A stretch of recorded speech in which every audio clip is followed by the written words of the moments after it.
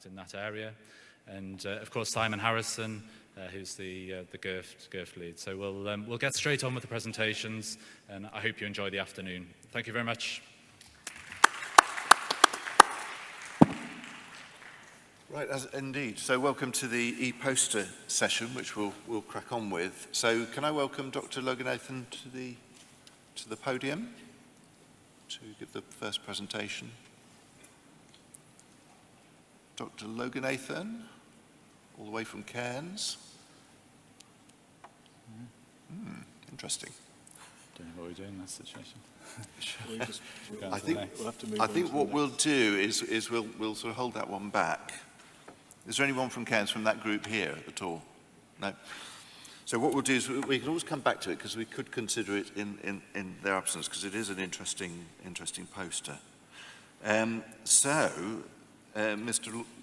Noureldin, you'll have to, there we are, a little bit earlier than you thought.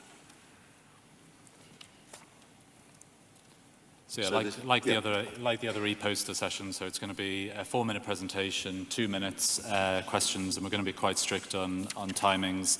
And we welcome any questions on the app, or if you want to line up by one of the microphones, that would be good.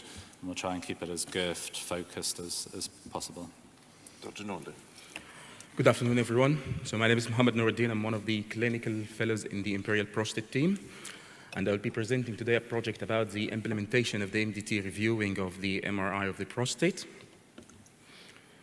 So as a background, we all know that the MDTs are under much pressure to get their targets and reviewing the important oncological patients. And in our prostate cancer diagnostic pathway in the Imperial, it was designed to be a one-day service. So the patient got the MRI, reported the same day, and they could also have the biopsy at the same day. And as a quality control measure, we usually review this MRI back again 1 or 2 weeks later in an MDT. So the question in this project was whether this double reporting is important or not. So we looked back in our multi-institutional registry data. We made sure at the beginning of this pathway that all of our urology radiologists are of at least 5 years experience in the field of reporting the MRIs. And we also calculated the cost and the time needed to review all of these patients in the MDTs. And when we got that in this time duration from April 2017 to October 2018, we got about 273 patients who had got their MRI as double reported. And 94% of them got a concordant report in the second report, and only 6% of them get differences in the second report. And these differences was in the form of upgrading in the PIRADS score in 9 patients and upgrading in the Likert score in 7 patients. And downgrading in the PIRADS score in 7 patients, and Likert was 8 patients downgraded. What was interesting about this project that only 4 patients in these discordant reports that need to change their plan.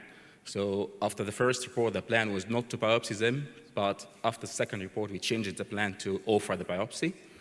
And we will look at the result of these 4 biopsies. 2 of those patients got a benign prostate, 1 got an insignificant prostate cancer, Gleason 3+3, and maximum length was 1 millimeter. And only 1 patient got a significant prostate cancer, Gleason 3+4, with a maximum length 11 millimeter. So we calculated the cost of reviewing those patients, and according to the national tariff, cost of reviewing 1 patient in an MDT is about £100. And when we calculate for 270 patients, it was about £30,000. So we concluded that it was an important step as a quality control measure to have this double report, but we show that there's a very low variability between the uroradiologists if they are experienced. And the cost of also reviewing this patient is costly, and it will consume part of the time. And the clinical impact of this double report is very low in discovering the significant prostate lesion. Thank you.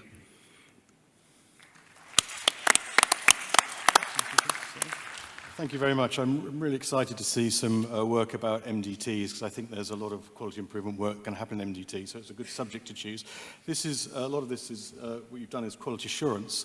Do you ever see a time when you don't have to have radiologists or consultant radiologists in MDTs at all, and you could do all the quality assurance outside the MDT, because the standard is so high?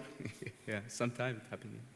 But we usually make sure that all of them are reported back in the MDTs, because it is our quality control step to have them all double reported for the time being.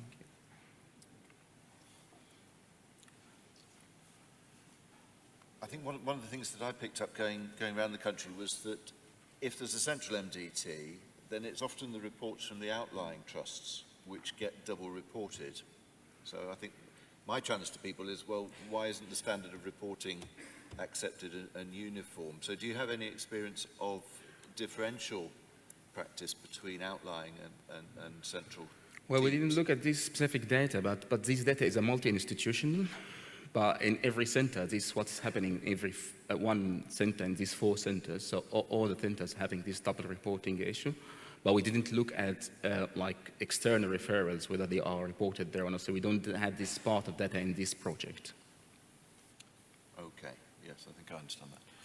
And can I ask one other question? In the original abstract, you said there were just 2 radiologists and they were reporting against each other. In this one, were there more?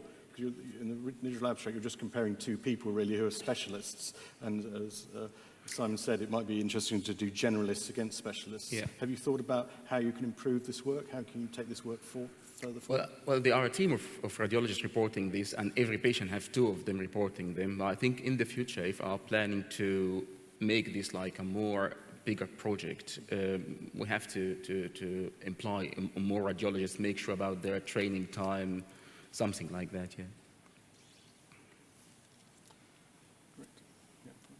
Let's move on. Thank you very much indeed. Thank you.